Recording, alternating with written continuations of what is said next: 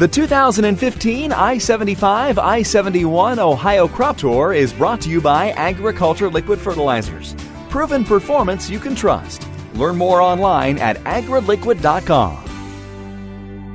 I'm Bart Johnson with Ohio's Country Journal on the I-71 leg of the tour. As we toured the state, what I was really surprised at was the weed control. So much rain this spring and into summer. I thought we'd see just mare's tail and giant ragweed through these bean fields, and I'd say across the state as a whole, guys have done an excellent job of weed control.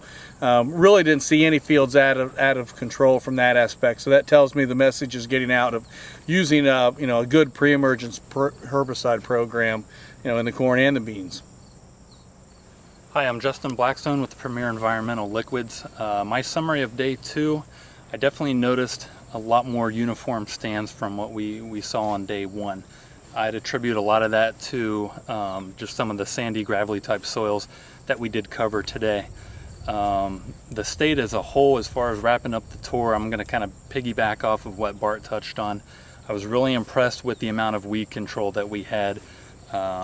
With the amount of rain, that really surprised me, and that's something that I'm going to remember from this year. I'm Matt Hutchinson with Seed Consultants, and my biggest surprise of the tour was the overall health of the plants out there.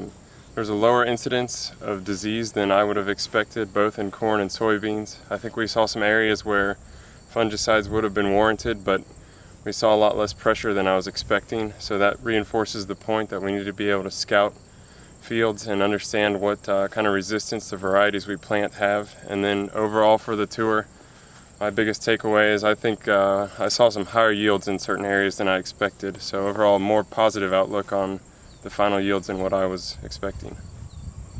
My name's Josh Yoder from Union County. My takeaway from today is consistency. We saw a lot less variability, not only in looking at the fields as we're driving by, but also when we got up close and we were able to take some assessments. We saw some pretty consistent ear fill throughout there, as well as looking at the soybeans and the pod counts. We saw a lot higher numbers in terms of pod counts and more consistent yield opportunities for soybeans. Overall, after day 1, I would have thought that the USDA numbers, when they came out when we were here on the tour, were overinflated. I still think they're high, but after what we saw today, we saw some really good looking corn.